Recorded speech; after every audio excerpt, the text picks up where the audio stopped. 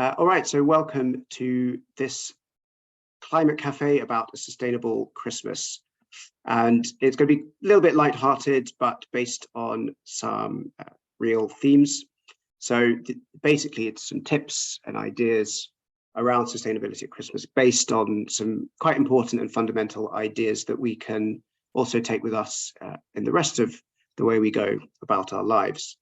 So we're going to start off considering Father Christmas himself. Is he an ecological and environmental source of presents? We're going to think about sourcing presents ourselves and talk about meals, decorations, and there'll be a bit of time for discussion as well at the end. So I think just to start things off, let's consider Father Christmas himself. Definitely on the positive side, a low carbon travel mode. Reindeer are not huge producers of greenhouse gases. Also a benefit, and this is from expertise from our team's ecologist, the fact of using reindeer and conserving their populations is quite important for the Arctic ecosystem. So they're grazing, as with similar animals in temperate zones, their grazing keeps trees and small shrubs from taking over the tundra.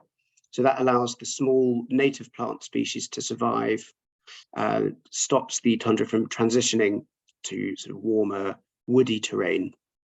They also help maintain the permafrost by trampling snow into thin, dense layer that freezes deeply. And that helps the snow cover stay for longer in the year. So keeping the permafrost intact is extremely important for staving off potentially huge releases of methane. So Father Christmas's role in reindeer conservation is actually quite important for the overall Arctic ecosystem. Third point in favor of Father Christmas is joy. I think we all know Father Christmas, Santa, whatever name you give to him, is a figure of joy, but not exclusively a figure of joy. So on the next slide, we'll consider some of the potential drawbacks that he has. One thing that we all know is that Father Christmas somehow knows whether we've been naughty or nice.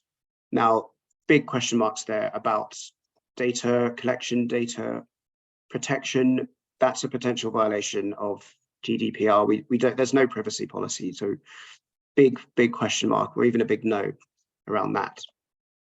There's no ESG report, that sort of environmental, social governance, no data about that. The elves in the factory, what are their conditions? The factory itself, where the elves make all the toys, is that fossil fueled? There's just no data, so we've got to mark that against Santa. He comes through the chimney, which is encouraging heat to escape. It's cold winter, cold days at the moment. We need to preserve all the heat we can. Again, another red cross against Father Christmas's practices. And then there's the trail of leftover mince pies, brandy waste, which it's just not a good thing. We don't want all of that wasted materials.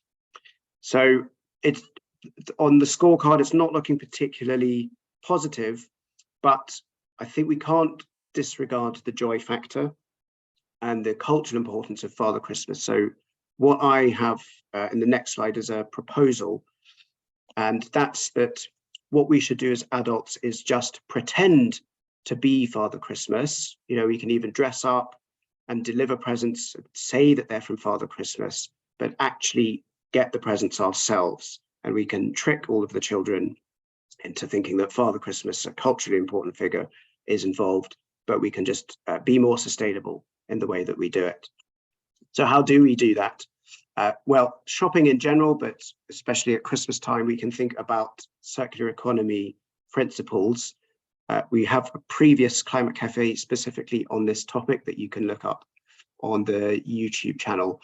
But in summary, what we have at the moment is pretty much a linear economy. That's the idea of take, make, and dump. Everything that we use and eventually ends up as waste. In between, you can see the second picture, there's a recycling economy. So about 80% of what we buy and use could theoretically be recycled. but the national average is closer to 40%. So we're not really doing very much on the recycling. We're probably a bit closer to a linear economy than a recycling one. But what we want to strive for, and what is part of the Hammersmith and Fulham Council plan, is to adopt a circular economy. That's the idea where, in fact, from the very beginning, products and goods are designed in such a way that you can reuse all of the components. Nothing is sort of stuck together or glued that will break when you're trying to reuse materials. From the very beginning, anything that we might consider waste today can be reintegrated into the economy. That's, in a nutshell, what the circular economy is. And this is actually something that already exists in Christmas. If we think about a Christmas wreath, like this lady from one of the local markets is holding up, what is the shape of a wreath? It is a circle. So in fact, Christmas has already got these ideas embedded, and it's just up to us to adopt them fully. How can we do that in practice? Well, if we're talking about electronics, we want to buy something that's refurbished, second life, second hand, that sort of thing. You can see the pictures on the right. Most of the emissions from electronics come in the manufacture. And in fact, pretty much 3/4, smartphones, tablets, what have you. And another bonus we can think about, apart from often being cheaper, is that new bestseller phones, so let's say that the popular ones, are often outcompeted in performance and even in look by yesterday's flagship phones. So it's another reason to go to a reuse or a refurbished store to get them if you want to buy a gift. Same principle for clothes. So most people, according to surveys, recognize that fashion has a severe environmental impact. You can see at the second bullet point a demonstration of the amount of water needed to grow cotton. So, and that's also not to consider all of the polluting artificial dyes that are used in the manufacture of clothes that are wrecking a lot of river ecosystems. So yes, vintage and pre-loved, there are dozens of shops north and south in the borough where you can access these sorts of things. In fact, so you've got example, Trade is one of many charity shops in the borough. On the right, that's a picture from Back Market. So if you want to buy refurbished electronics online, that's one way you can do it. On the left, though, we've got a directory of these sorts of places. So the climate map, you can look up Hammersmith and Fulham climate map, you'll find it, shows all of the repair shops, reuse, refurbished, secondhand, all that sort of thing, and some other stuff besides. So do look that up if you want to shop in a more sustainable way. You can also go to Christmas markets. You're likely to find stalls from local businesses that are upcycling or selling natural things. There's one on North End Road this Saturday. Do go along and see what you can find there. But apart from presents, we can think of other ways that we can sort of reduce the need for sort of material consumption. One of them is to do a secret Santa. That's what is happening in our family this year. Rather than buying gifts for absolutely everyone, I think probably most people know the concept, but you would buy one gift for one family member. Everyone still receives a present. They still receive the love, but you're saving a lot of money and you're saving a lot on consumption. Another idea is that you could, rather than acquiring new things, you can exchange gifts, things in your house that you no longer need, and swap them around. I mean, why not? When you're wrapping things, there's a few ways you can reduce your use of new materials. You can use 100% recycled paper. So that's in the picture, the sort of brown present at the top has been jazzed up a bit with a sprig of thyme, or you can do other things, or you can draw in it, and you're still creating a beautiful gift. You can use the wrapping paper from gifts you received previously, which is the other gift that you can see in the picture.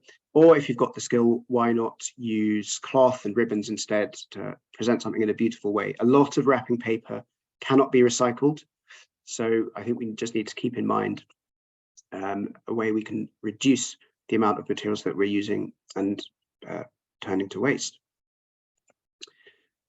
On to food. As a rule of thumb, this is for food in general, as well as your Christmas dinner or your festive meals. The food miles make up about 10% of your meal's carbon footprint. And that's true across the board, except for things that are air freighted. So if you are buying something that's quite a perishable fruit or veg, that will probably come by air. Asparagus is quite a clear example of that. Don't buy asparagus out of season, it will have come by plane. But for everything else, oranges, bananas, tomatoes from Spain, they don't make up a huge amount of the overall footprint of food. The general idea is that what you eat is more important than where it's grown. And you can see there are lots of graphs like this around, but the sort of footprint that comes with different food types. Often the refrain is that if you want to cut your own carbon footprint, then it's meat and dairy, the things to reduce. However, since we're talking about Christmas and Christmas dinner, those tend to be quite traditional. They've got a strong heritage to them. So we won't talk too much about what we're eating for Christmas, but more about the food waste. So food waste, first of all, is a big source of wasted money. So I invite you to think about what that cost might be on average per household per month. In fact, I'm going to reveal that it costs about £60 per household per month. That's just food, edible food thrown away. And at Christmas time, it will be even more costly than that. That's for 2 adults, 2 children. Big source of wasted money. It's also a big source of greenhouse gases. Again, figure that might surprise some of you watching, but the amount of food waste being calculated by RAP is causing the same emissions as a third of all the cars on our roads. And that's because when food breaks down, it releases methane, which is a very powerful greenhouse gas. To combat this, a couple of years ago, H&F, along with UK Harvest, launched a campaign called the 12 Days of Food Waste. Pictures like those on the right, series of tips of things to do with your leftovers or things that you bought too many of. If you search online for 12 Days of Food Waste, you will see a range of different tips. And as well as doing that, you can think about 2 things to do at the moment. One is to start creating space in your freezer so that you'll have room for all of the leftovers. And another is thinking about, or maybe on the days after that big Christmas meal, you can make a game out of it, do a family master chef, make a sort of competition over who can use up the most of the remaining food that hasn't been gobbled down. Onto decorations, there's often a debate about getting a real tree or an artificial one. So real trees, like all trees, they take in CO2, carbon dioxide, when they grow, and that's a good thing. And furthermore, if you live in this borough, then when you recycle your tree, the council will put that to composting. So if we're thinking going back to the circular economy, it means that we're not so much thinking about waste, but as something that will become a resource for something else. So real trees are a tick, they get a tick. If you've already got an artificial tree, so they tend to be made of plastic. Plastic is made from oil. But if you've already got one, keep using it. Different numbers are thrown around that if you use it, I think I've heard for nine seasons, then you're probably doing okay. Other decorations, again, so we're really looking at natural things. So wreaths, pomanders, so that's the orange with cloves on the right, also creates a wonderful smell. Paper chains. What we're looking to avoid are things like tinsel, things made from plastic. But again, as with the Christmas tree, if you've already got it, keep it. So that's a bit of a run through of some of the basics. Sort of a quick and ready run through of the important things to think about if we want a sustainable Christmas. I am going to launch a poll just to ask people here how they typically get birthday presents or Christmas presents, just to have a bit of an idea. And then if you've got questions, though, please put them in the chat or unmute, and we can have a bit of a discussion.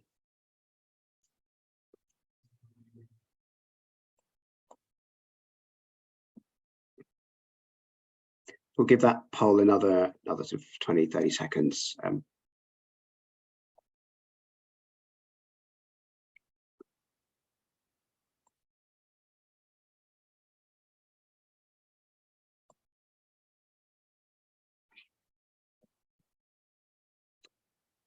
And apologies if you can hear a complaining cat in the background.